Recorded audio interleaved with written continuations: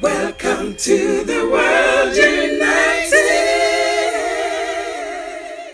Welcome to the World United. Totally lost the plot. I've cut and pasted the wrong thing. Dr. Lee, can you assist me, please, honey? Do you want me to type it in, love? Have you got it, or just read it I out do. for us?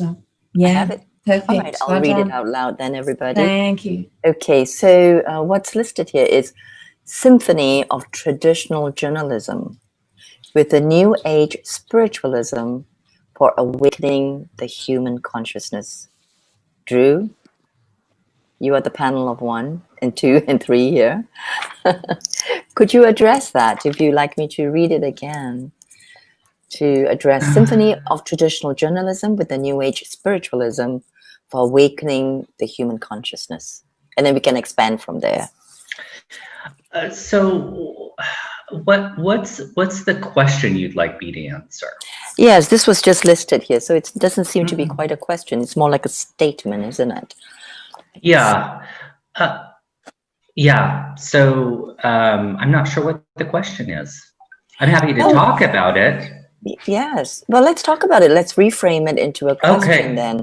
And then how would you see, like, this is the time of the new age, the age of Aquarius, right? And we're moving from the dark, the Kali Yuga times into creating a new matrix of light and in unity consciousness. So how can we language that to reach more people in the everyday media? And whether it's print or TV or film, perhaps you work in all those media, I suppose. All but film. Yeah. So we work with traditional media, radio, print, television, and online media, blog and podcasts. Yeah. Right. Okay. Right. Then how would you language this so that it's available to people in these times? Well, here's the thing, that here's the opportunity now at this point in history, is that people are actually open to it like they've never been open to it before. Yes. So the tricky bit is that you have to find a way to language your message in such a way that they can hear it. Right. So you have to meet the media where they are. But one of the things I think is most important is in the relationship. It can't be an us and them. They're a we, and you need to relate to the media like a we. And I think that the cultural conversation now has painted the media as a them. We need to relate to them as a we, and then we need to find language, like I said in the talk, is we need to find languages that help them so they're clear how we're going to support their audience, the difference we're going to make. So people are open to new age and spirituality, the media is, because they're coming to the point where they're clear the current system is broken. And the way that we've used in the past to fix it is no longer relevant. So they're open, which is an amazing opportunity for us to really make that the difference we're committed to. Yeah. Yes, absolutely. Solutions oriented. Yes. And that's what people want, you know, yeah, to problem find a new way of paradigm. That's right, especially in these current times of dis-ease and discomfort. And so yes, it's a beautiful opportunity actually for people to evolve. And how do we get the media to cooperate more in this unity consciousness? Like, what would you do personally to reach out to them, and who are the people you might pick to be messengers? Well, you know, so for us, the number one thing is to keep asking yourself, how can I serve the media? Too often we get enamored with our own message, with our own agendas. And so what we do is we relate to the media like it's their job to fulfill our agenda. It's their job to get the message out about our book launch, their job to get our message. It's not their job. Their job is really to provide value. So when we can actually look from a place of how do we serve the media, the better.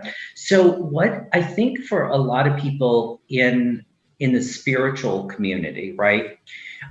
You need to actually think like a journalist. So you need to think of, even in the physical world, what are the materials that I need to give to the media?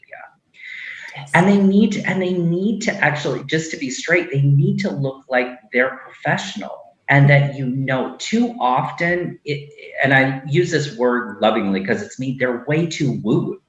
And the media can't relate to it. You know, they relate to us, but it's like woo-woo.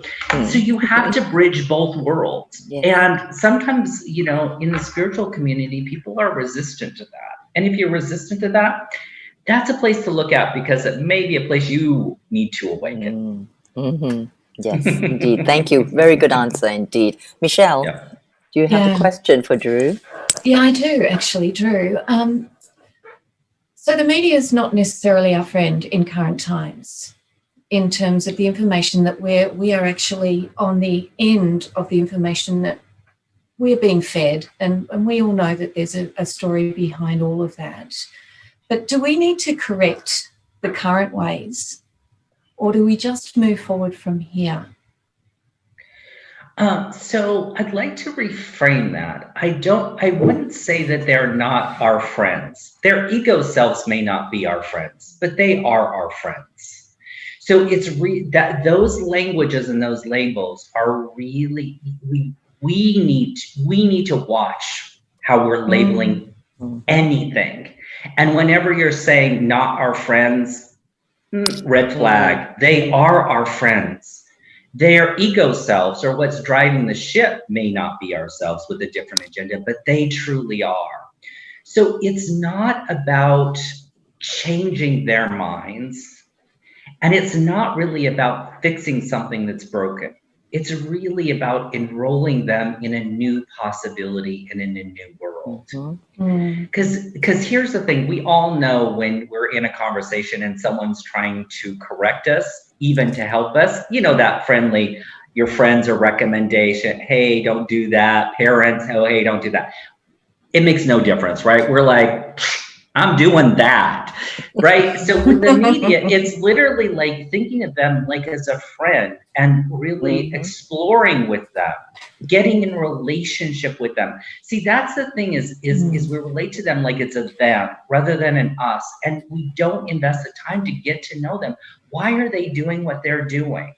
You know, in the US, you know, we have a network, Fox News, probably everybody knows it, right? I am not a big fan of it, but I am still very curious about why they're doing that. And at the end of the day, it's fear. So if you can be with the fear of it and know that's what's speaking, then there's a whole new world or possibility to be in relationship with them. But we need to this. Yes. Yeah. So agree. Beautiful, beautiful answer. Really, that's the unity consciousness that we have to keep coming back to. And it's most important that we do that. It's not about getting them to do something. The work is ours. And that's what I tell our clients. Our clients know themselves differently and think differently because I'm clear. That's what makes a difference. I've seen it over 20 years. When this is aligned, it all shows up miraculous everything. When this isn't aligned, it's stop. The universe says, no. So it's like, that's why in my bio, I said, Pete, you need to come from enough. If you're coming from something's wrong, we're continue. We've done that for millennia as human beings. But for me, the biggest thing that we can do is come from enough, because the lack is really was what has gotten us into the world right now. And it was actually invented by Sigmund Freud's nephew, Edward Bernays. And he invented propaganda. And he knew that he could tap into people's emotions. We now know it's the amygdala, the place in the brain which has you know you're safe, secure, and know you matter. If you get in there and you tweak that a bit and you have them feel safe, unsecure, and they don't feel they matter, you present your product. But that's what's given us an ocean full of plastic, people unhappy, unsatisfied. If you bring more not enoughness, then you're adding to that cultural conversation, not interrupting it. Yes, indeed. There's something, a book called Hidden Persuaders that really shaped my understanding of advertising and PR in my formative school years. And how it's all languaging from the subtle to the direct. And it is actually a very a delicate dance, you know, with the media. Yes, yes, I know. It's very, and it's even more than that. It's not the words that are spoken, it's the intention behind them. Yes, indeed. That's And the intent, yeah. yes, and if I may just add something personal, I actually started a holistic magazine in 1996. And it seems that it was a little bit ahead of its time at that time in Singapore. And so, and that's another story. And then working with different media, which is really exciting because it's like, it's really a cooperation, it's a unity consciousness with the journalists. And that we're co-creating something out for a third party, a third entity that is waiting to receive this information and this wisdom or this sharing. So I really resonate with the way that you embrace, the holistic view in this communion, shall we say? Yeah, I love that. It is a communion. What makes the difference? Often people don't. It has nothing to do with your message. It's the relationship you build with the media. And it's that personal, oh, you've got a dog, I've got a dog, I love dogs, it's the human connection that makes a difference. It's really a transformational transaction, not a commerce transaction. And mostly people relate to the media like it's a transaction. Yes. Not like it's the opportunity to form and build a relationship with another human being. Yes, beautiful. That's right. Michelle, over to you. Any questions? Thank you. Drew, I love how you are so all-encompassing. We are one, and there is no question about that. Could you share with us from your vast experience, your best example of how traditional journalism is working to support the New Age spiritual vision and the awakening of human consciousness? I love it. So vast wisdom, are you calling me old? I wouldn't even dream of it. Experience. How about experience? Experience. Yeah, you threw 20 years out there. That's a vast experience. Yeah. So it is a vast experience, right? It is a vast experience. So here is one of the things I think would be really useful for people to do is you can go to our database of clients called searchpresskits.com. And I think why I do that, because that will actually, it's a database of all of our clients' press kits. And it shows exactly how we positioned our clients to the media and the results that they've gotten. We work with a lot of people in the Transformational Leadership Council, the EBC, all of those. And our job, as I said before, is, and we tell clients, we're translators. So it is finding a way to take our client's message and translate it so the media can actually hear it. That's the campaign going on out there. So, we work with Anita Sanchez, who really brings the wisdom of indigenous teachings to the media. And what we do is we actually position to, okay, how do those teachings actually make a difference with people, what people care about? Health, wealth, love. So in business, how does indigenous teachings actually help a business? See, oftentimes we forget that people are living in the real world, in the spiritual community. People are in the real world with real concerns, hopes, and dreams. So if you can tie your message into those specific hopes and dreams, then, you are, that is great. I mean, I'd be happy to, if we have time, to kind of go to our press kits, and just show you Anita's thing to kind of see what that would be if you wanted a real life example. I think that would be good, and more real life examples so we can relate to that. That would be good, don't you think, Michelle? Okay. I would love to see that because we really have, as you said before, Drew, an extraordinary opportunity right now to make the difference, to see in the world. And all of us have a beautiful chance to do that. And as you say, we have to speak the right language. We have to speak to the right people in the right manner, and it's not going to land well if we are overly, dare I say, woo-woo, as you said before. And yes. we do need to be 100% succinct with our message, our being, our presence. Everything has to work. I'm not someone who's like, I'm not someone who's overly dramatic, but yes, this is the point. This is the point in history. I feel like we are at a critical juncture, and I think the opportunity is really now, like never before, for us to make our difference. And I think it's critical for us to, if we are to survive, I think it is really critical that people that do have something important to share, that they take that on and they figure out the path. And it is a journey, and you have to be willing to learn that journey. So here is some of our clients that we have, and I'll pull up.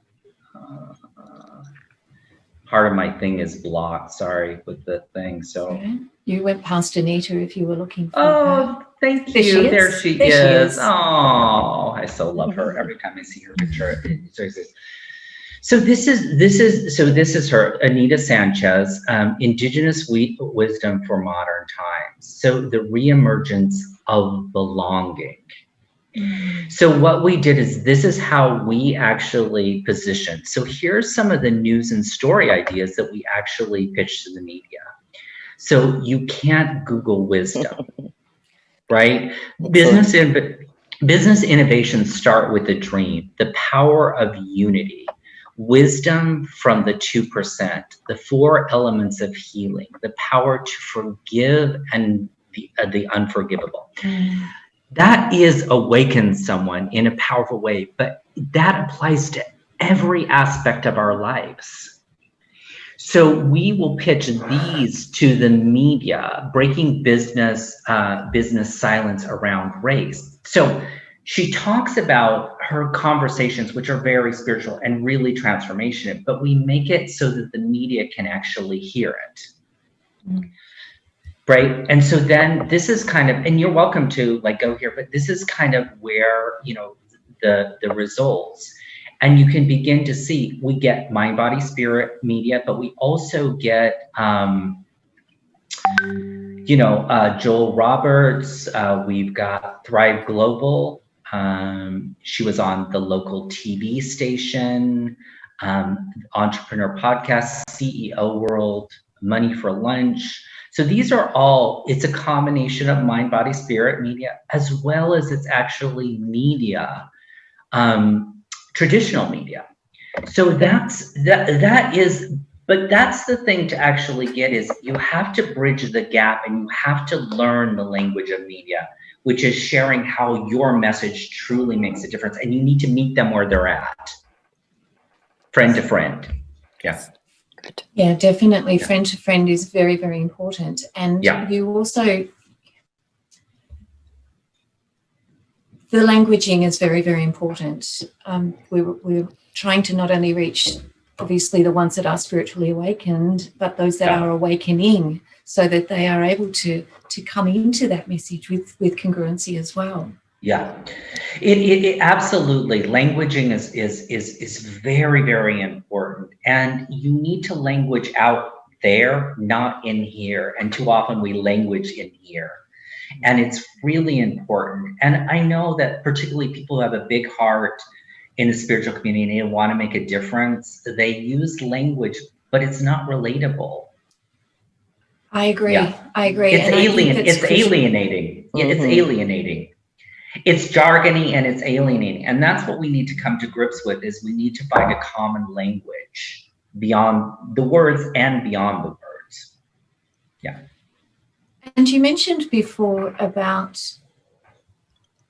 you mentioned the puzzle, and this is coming up a lot, about the need for all of us to find our voice, to step in and assist with the awakening of the human consciousness in the traditional journalism way, because that is where we're at right now. And as things are shifting and moving, I'm sure they will evolve. Where do you see it going, Drew? That is such a really good question, and I don't know. I think all bets are off. And what I mean by that, I think that the state of the world with, the coronavirus, I think it's a game changer. I think it's changing our industry dramatically. I think the attack on media around the world, so people, that is changing. So there's so many things in our world that are changing so rapidly, so quickly. I don't even know where it's going to go. I think the best we can do is moment by moment navigate the water, and we navigate it in short increments. And I think it's important that we feel into short increments and take those actions that we know are right, but not from a place of an agenda or trying to fix or change. Now, I know I use change, but it is really, we want to come from a place of, we have to have enough. The world is perfect. It's unfolding as exactly it is. And there's a spark that we have. A spark from the silence. There's a knowing that adding this to the conversation, to the unfoldment, would make a difference. I 100% agree, and thank you so much for that, because it is all about inclusion. Inclusion, right? It is all about inclusion, and we have to find ways to bridge the gaps, or bridge the relationships. And the only way that we can do that is coming to the relationship as a whole, complete and enough. Because otherwise we can't actually listen to another and actually see what's happening in their world, because we've got all of our noise going on. Drew, can I ask, where Wasabi Publishing, was this always your dream? It was. To bring the truth to journalism? Yeah. So not to bring this to journalism. So it was at that point in my life. So I started it in my mid-30s. We started the company with my business partner, Michelle Tennant, and she's the one that had the PR background. I had marketing, she had PR. I didn't even understand what PR was when we started our company. But what I shared with Michelle is I felt like I'd made a difference one-on-one with people I'd actually felt like I'd made a difference in a community. But I had a burning question: how do you make a difference in a country or the planet? How do you get, how do you change conversations? And Michelle started to go talk to me about PR. And that's when, you have that awareness. That's what I want to do.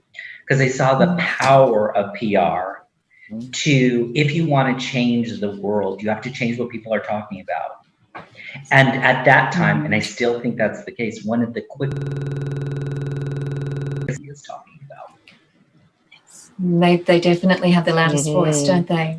Yeah, they do. Yeah. So it wasn't about publicity. It was about the power of publicity. And also what I love about publicity is it's pure possibility. It drives some people crazy because they want, okay, what's my ROI on publicity? It's sorry, it doesn't work out. It's pure possibility. I mean, you could get something, you could change the mind of a media that has access to millions, and you could shift the conversation like that. Yes. Yeah. So there's so many narratives right now. Is it the philosophy of Wasabi to always focus on the positive message? We only work with a philosophy that guides you. We only work with clients that are committed to doing good in the world. Now, just to be clear, that does not mean that it is our philosophy. So we work with Democrats, we work with far-right Republicans. If they feel like their message is what is going to make the difference, we get behind that, because we're not so arrogant to know what's going to make a difference. Yeah. So but yes, they have to have we don't work with clients that are like, I want to make a lot of money. I want PR to turn out my business. No, that's a no. There's other ways to market yourself. Yes. Is Anita Sanchez like the most on the periphery, like the most new age or indigenous? Are there other clients that perhaps could, illustrate your work with new age concepts? Are there clients like that, and how you've actually taken them into maybe mainstream, even more like Forbes kind of magazines? So how fringe are you talking? Yeah, so that's why. What is your most fringe one, if we want to use that word? Anita Sanchez, is that the most?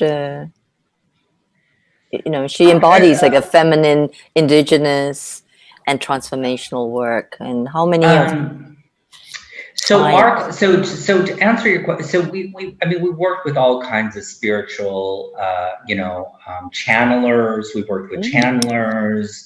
We've worked with psychics. We work with the whole gamut.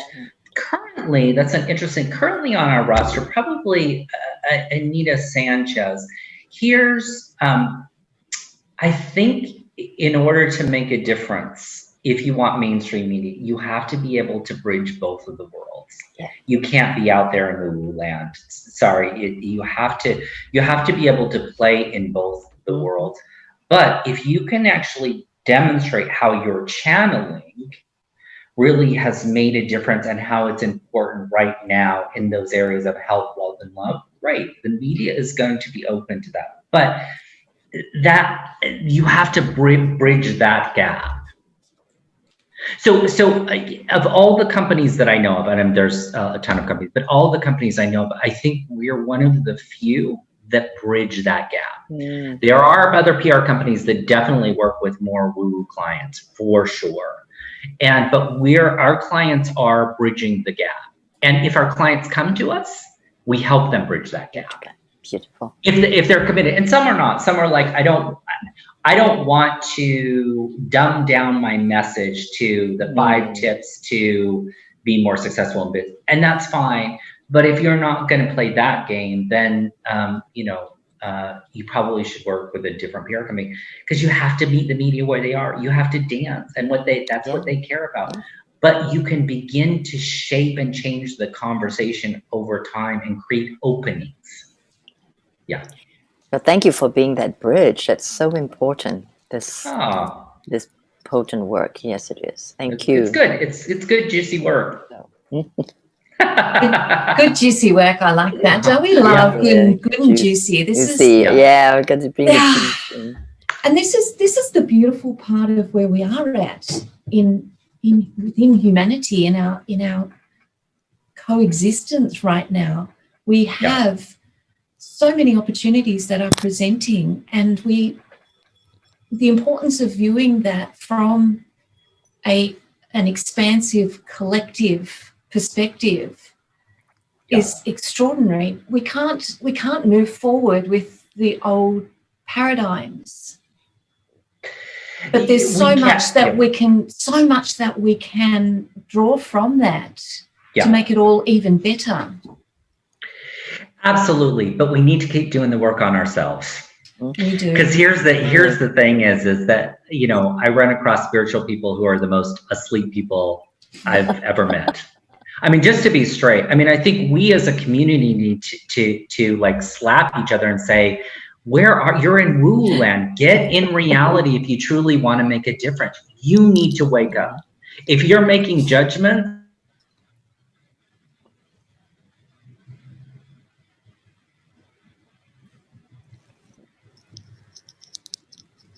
Drew has frozen. Yeah, so right at that point, if you're making judgment. If you're making judgment, that's obviously quite potent. You get frozen. Yeah. Shall we alert him? You want to write him? Shall we write him, Drew? I'll just make him a chat, yeah. Yeah, okay.